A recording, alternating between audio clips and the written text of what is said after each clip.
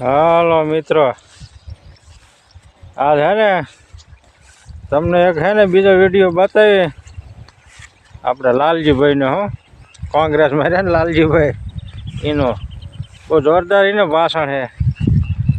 પણ અત્યારે હે ને પાણી વાળું તો પવન ચડ્યો પણ થોડોક ઘઉંમાં એ વાંધો નહીં, આ બહુ દાણા ન છીડ્યા એટલે. પણ જો લાલજીભાઈ કહે ને એ બધું સાચું જ છે, લગભગ બધી વસ્તુ સાચી જ છે. પણ માને કોણ? ભાજપ ભારત કાંઈ માને નહીં.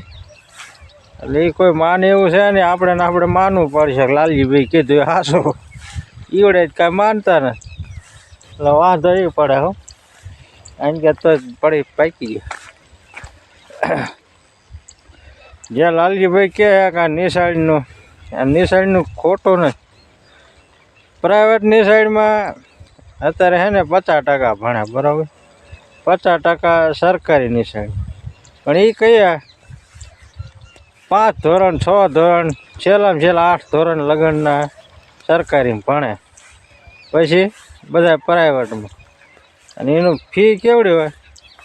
35,000 40,000 50,000 લાખ 2 લાખ એવડી ફી હોય. અને એમાં માસ્તર શું નોકરી કરતા હોય? જે એના માસ્તર ભણાવતા હોય ને એ 15,000 10,000 એટલું જ એનો પગાર હોય. પ્રાઇવેટ વાળાની વાત કરવો, બીજા કોણ કમાય? જેની નિશાળ હોય એ કમાય.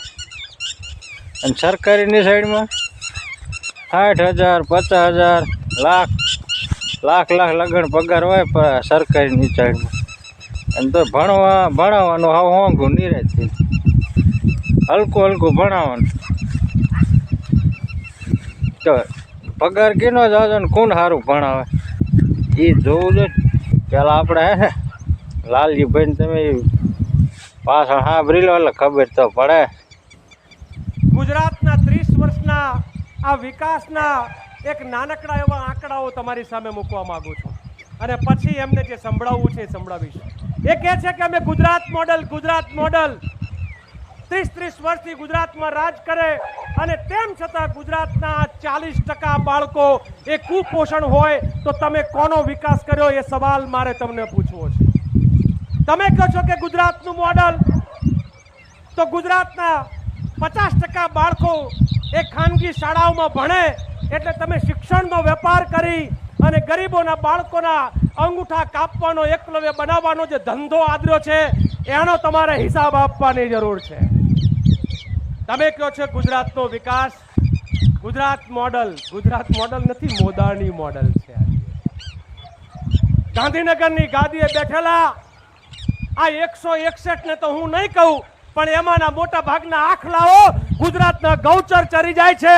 અને એમ કહેવાની જરૂર છે કે તમે ગાય માતાના ગૌચર ચરી જાઓ છો, તમારાથી તે મોટા આખલા કોણ છે ગુજરાતમાં?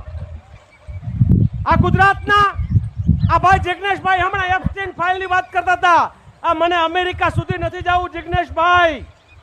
મારા નલિયાની અંદર એ ભારતીય જનતા પાર્ટીની શિબિરમાં એ પોતાના ગળામાં કાર્ડ આપી અને બેન દીકરીઓ પર જે બળાત્કાર કરનારા હતા એ આજ સંઘીઓ આજ ભાજપીઓ હતા, એટલે એને કહેવાય બળાત્કારી જનતા પાર્ટી. આવી બેન દીકરીઓ પર, અને હું આંકડા આપીશ તમને મીડિયાના માધ્યમથી. ગુજરાતમાં રોજ બળાત્કાર કેટલા થાય છે એના આંકડા તમને મારે કહેવા છે. ક્યાં બેન દીકરીઓ સલામત છે ગુજરાતમાં? આપણી ગુજરાતની અંદર રોજે રોજ 6 થી 7 બળાત્કાર થાય છે. આ ગુજરાતમાં રોજ 25 આત્મહત્યાઓ થાય છે. આ ગુજરાતમાં રોજ 4 હત્યાઓ થાય છે. તમે ક્યાં ગુજરાતને સલામત? અને છતાંય પેલા 9મું નપાસ એમ કે છે કે ગુજરાત સલામત હાથોમાં છે.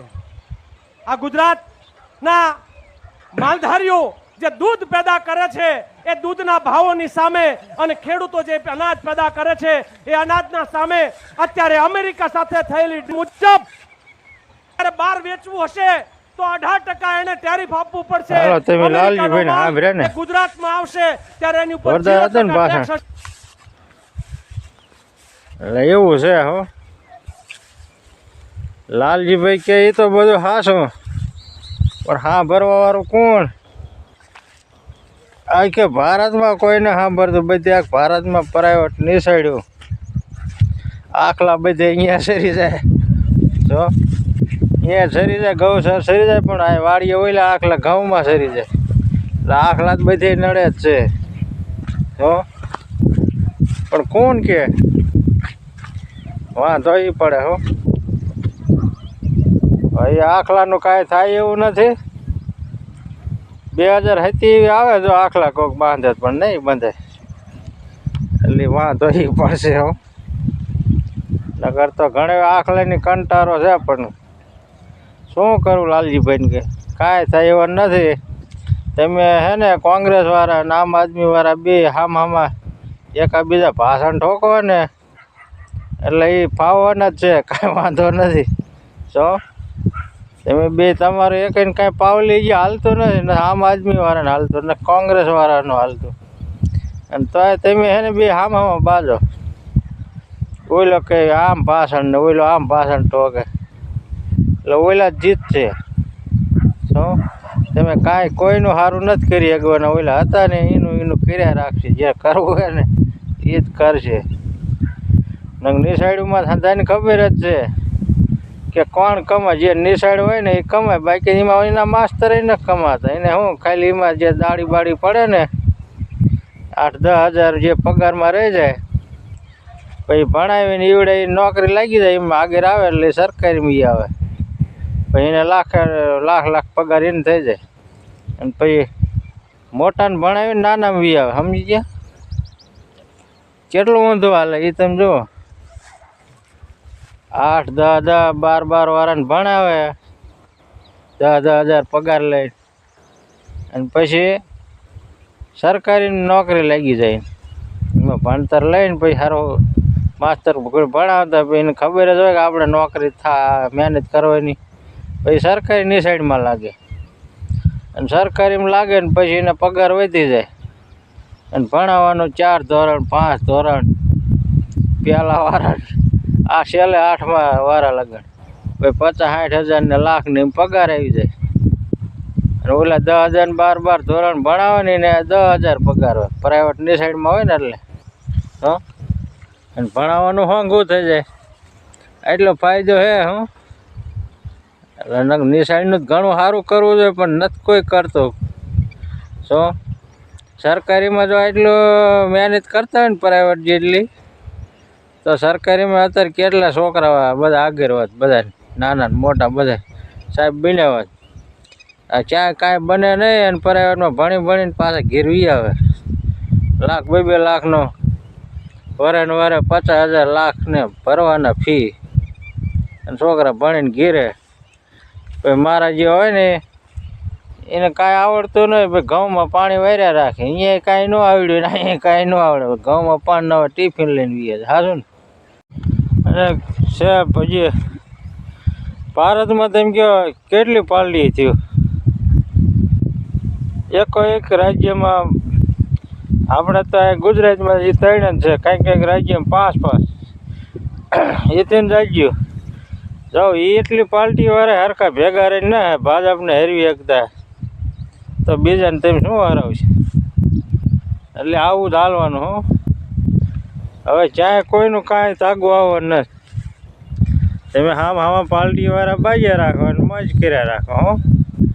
પબ્લિક ભલે પછી હેરાન થાય. તો જેને જીતવાની જીતશે, અને તમે હે ને એકાબીજાને બજવાડીને મજા કર્યા રાખ. ભાજપવાળા આમ ને કોંગ્રેસવાળા આમ ને આમ આદમીવાળા આમ ને, તમે ત્રણે હે ને પાર્ટીવાળા હિંમત કરશો, છેલ્લે જીતશે ભાજપ. વાંધો એ પડશે. કોંગ્રેસ અને આમ આદમી બે હે ને બાજ્યા રાખશે, આમાં બાજ્યા રાખશે. 1-2 ધારાસભ્ય છૂટશે ને પાછા થોડે ખ્યાશે ને ભાજપમાં વિયા જાય. અને જે અપક્ષમાં છે ને એ ડાયરેક્ટ ભાજપમાં જ જોડાય છે. આમાં એવું જ હાલશે, તમે જોઈજો. ત્યાં સારું હાલો, આવું જ હાલવાનું મિત્રો. શું આ પબ્લિકનું હમણાં પૂરું થઈ જવાનું કાયો ગાહો.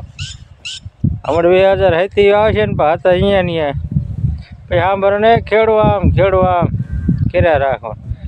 પછી આ જિંદગી ઘઉં ભાવે નહીં સડે ને કાંઈ નહીં સડે. અમેરિકાવાળાને જો આપણે વેચવું હોય 18%, એનું મફત, એનું મફત જ લે ને પછી એનું કપાઈ લઈ લે એને બધું લઈ લે, દૂધ લઈ લે. આપણે ડોબા વેચી દેવાના પછી અમેરિકાવાળાને, કાંઈ ભેંસું બધું વેચી દેવાના અમેરિકાવાળાને. એને કે તમે વાડી વાવો, અમે વ્યાજ અમેરિકા ને તમે વ્યાવો અહીંયા, અમારા લાભ નહીં, ઉપાધિ જ નહીં.